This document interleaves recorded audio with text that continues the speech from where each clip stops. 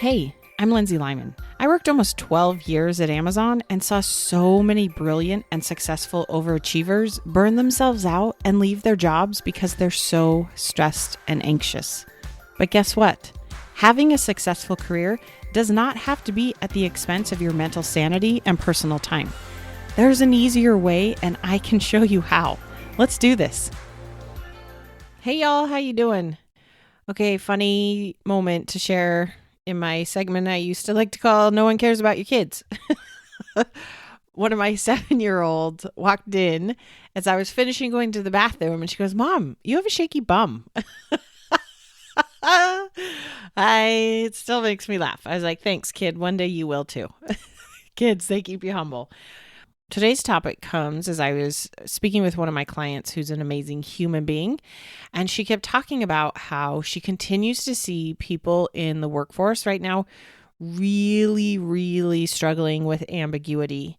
It's at an all-time high as we look at social issues, wars, pandemics, recessions, layoffs. Like there's a lot of big, scary things happening in very ambiguous settings because there aren't a ton of answers. So I wanted to talk a little bit about it today, and make sure you stay and listen through to the end because I'm going to give you kind of 3 main steps to take to help you kind of break through and deal with this ambiguity we all struggle with. Ambiguity is defined as one or more than one interpretation. It's inexactness was the definition that I found online. I think of ambiguity as choose your own adventure. Basically, there's multiple ways you can go about it. There's no right or wrong. You get to pick and make it up. But this can be really hard in a work setting, particularly when we have leaders that don't have a vision or a goal. Like, have you ever found yourself in a setting where you're just busting your chops, working so hard, stressing out to hit these deadlines, and yet you keep finding yourself asking like, but wait, why? Like, what are we going towards? What's the purpose? What's the bigger vision here? So when you find yourself working in this space where the team or the company doesn't really have that bigger plan, it's really demotivating. This is why at most companies, you go through a yearly planning process to decide, okay, what is that vision? What is that big goal we're going to try to accomplish this year? Even bigger than that, we work on 3-year plans. Big picture, why are we doing this? A lot of the day-to-day work we do is pretty ambiguous. It isn't always clear why we're doing this, but when we know what we're marching towards, it helps us stay on track and know where we should stress and where we're just going to let things go. Working in an ambiguous work setting is also really hard because we want to be successful. We want the good job. We want to feel like we're accomplishing and doing things well. And it would be so much easier if you could just go and tell us how. Give us the checklist, tell us the 50,000 things we need to go and do. We will go and do it. But the how isn't usually very clear or as detailed as our brain wants it. Especially the more senior you get, the less how is given to you. You are expected to figure it out, to go and ask questions, to make it up. And when you're working in an environment where you're trying to be innovative and strategic and creating new things, there isn't a how. You have to go and make it up. The other thing that's at play kind of against you here is how your brain is wired. Your brain would rather be right than feel good. I'll give you an example of this. Have you ever found yourself in a situation where it's with a friend or a partner, or someone that you're close to, that you really love and care for, and you guys are having a disagreement on something? You think one way, they think the other. I've had this before and we're like, I'm going to text so-and-so. They'll know the answer. So you text them and they give you the answer and you're right. And you're like, haha, see, I knew I was right. It doesn't actually feel good in that moment. Like your brain obsesses and wants to be right, but maybe the other person feels bad. Maybe you feel like you were a jerk. It doesn't actually feel good. You're not really winning anything by being right. You're just giving yourself the satisfaction of being right. But again, that doesn't always feel great. The other thing, our brain is so obsessed with being right because it believes there is a right and a wrong. And if it's wrong, it's dangerous and bad. This is where your physiology goes into fight, flight, or freeze mode. It's constantly scanning to see what is wrong, what's dangerous. Okay, because to our brain, it's black and white. It's good, it's bad, it's right, it's wrong, it's up, it's down. I've seen this in document reviews where maybe the data was like slightly off, but directionally it was still right.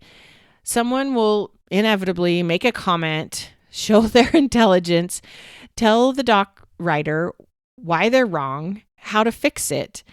But in the end, it doesn't actually change the strategy. It's distracting from the conversation.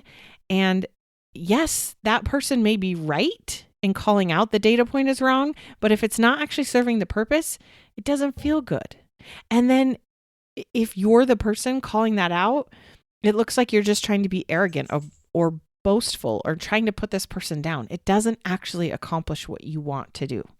So because of how our brain works, it wants to know the how. It wants the specific things. It sees an ambiguous situation as terrible and dangerous and something that we may fail at and not succeed at. So it wants to do everything it can to get out of it. But what happens is when you get stuck trying to work in these situations of absolute, of control, of detailed specifics that aren't going to change, when we're stuck working in those absolute spaces, we're not moving forward and it ultimately slows us down. Again, I've seen this a million times through writing docs or like getting approvals on things. We keep going and asking for more and more approval, and we keep writing the document over and over and over again, trying to get it absolutely perfect instead of just moving forward. Maybe you're wanting to get promoted, but you're not willing to have your manager put you up for promotion unless it's a guaranteed, yes, this is going to happen and going to go through. You're slowing yourself down. If you put yourself up for promotion and it didn't happen, most likely you're going to get some very specific feedback and know the one or two things to work on. That is more helpful than sitting back and waiting until it's an absolute yes. Maybe you're trying to find a new job, but you only want it if you can be certain it's going to be better and have better work-life balance. Again, we're slow to move forward because we want these absolute truths and for there to be no ambiguity in it. There's nothing wrong with you. This is how we are wired as humans. But it's just important to be aware. Because what happens is we are making it worse when you're fighting against your brain, really pushing against the ambiguity. When we are obsessing about having control and knowing all the details and getting rid of all the ambiguity that we can, that is us fighting against the reality. I think of it like getting a shot in your arm. If you are going to get a shot and you know it's going to hurt, if you tense up those muscles and they go and they put that needle in your arm, it physically hurts more and most likely will be more painful longer because the medicine can't absorb as easily into your body. Where if you just relax into it and be like, okay, I don't want to get a shot, but I'm going to, it doesn't hurt as bad when they put the needle in and your body is able to absorb that medicine easier. So any tenderness or things doesn't last as long as if you were tensing up your muscles. I see people fighting against this ambiguity in so many ways. For example, people are very nervous, rightfully so, about job security right now. It feels terrible to wake up and not know if you're going to get laid off or not. But guess what? There is no such thing as guaranteed job security. Look at people all across the technology industry who for years have been in extreme high demand. And in many cases, I think still are. But a lot of people in these tech settings are getting laid off. There is no such thing as job security. Obsessing over getting your contract ironclad or making sure that you're going to have a job doesn't exist. That is you fighting with the reality of there's always going to be some ambiguity there. So there's no absolutes. You want to focus on the forward movement you want. Maybe you are in a setting where there's a high probability you might get laid off. If that's the case, let's stop feeling terrible about it and decide, how do you want to spend your time today? Do you want to spend it maybe looking for a different job? Delivering on projects at work? Maybe you want to take a personal day and spend time with friends and family. Maybe you're going to spend time updating your resume. Maybe you're going to spend time doubling down and delivering on a project. You get to decide. But just fighting against the frustration of this ambiguity keeps you stuck. Find something that you can move forward on. I also see people fighting against this ambiguity in working from home versus going into the office. And this is a hot topic these days as companies are trying to encourage employees to come back into the office. I hear a lot of like, but it's been working for 2 years. Why does it have to change now? Guess what? They're making it up every day. There's no justification or reason they can give you that's going to satisfy you if you are frustrated and angry and annoyed and do not want to go into the office. You're allowed to. That's okay. But stop fighting for the absolute right reason to go in. Remember when we thought we were all just going to be working from home for 2 weeks during the pandemic? Turned into 2 years? Fighting it just is making it worse. Just decide, okay, they want me to go into the office. I don't want to. Now what? You could go with it. You could not. You could find a new job. You could try to lie and find some way to make it seem like you were coming into the office. You could negotiate something. You have so many options, but when you're just fighting against it, it keeps you stuck. Okay, so what do? We know ambiguity is always going to be there. We know it's going to feel terrible. It's such a fun part of being human. But what do? One, I would encourage you first to focus on what you want and where you're trying to go, and less on knowing all the exact steps on how to get there. You'll never know all of the steps. You never have. Look at all of your past experiences. You thought you knew how it was going to go. You thought you were going to go to college, get this job, find a partner, live in this awesome place, retire, live happily ever after. I'm guessing you're somewhere along that journey, but it's gone a lot of different paths than what you thought. You could have never seen these things coming. We didn't see a global pandemic coming 5 years ago. We never would have thought that was going to be a thing. If there's something that you want or that you're trying to do and you actually knew every single one of the correct proper steps, guess what? You wouldn't be doing it. It would be automated by machines or robots, okay? So focus more on what you want or where you're trying to go, and obsess a little less on how you're going to get there. The hard parts of how you get there is what makes a beautiful, full life. Second, so if we're not going to focus on the how, we're going to focus on what we want, where we're trying to go.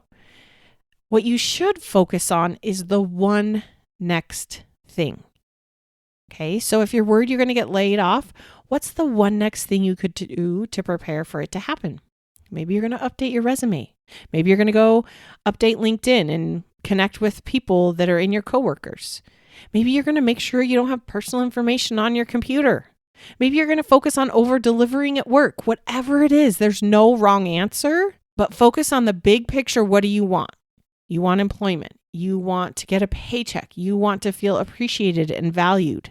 Then go focus on what's the one next thing you could do to help you get there. Maybe you've got a bad manager and they're not showing up to your one-on-ones. What's the one next thing you could do? Get specific about the questions you have and go ask it to someone else. Maybe you've received some feedback that you need to get more face time with leadership. It's so ambiguous. Like, how do I do this? What does it mean? Focus on the one next thing you could try. Maybe you're going to go to a meeting where leadership is there and you're still not going to speak up or say anything, but maybe afterwards, think of one question you could have asked in the meeting. Okay, just think of one thing. We obsess over wanting to know the whole path, how to get there. Just go do one thing. That's how you figure it out.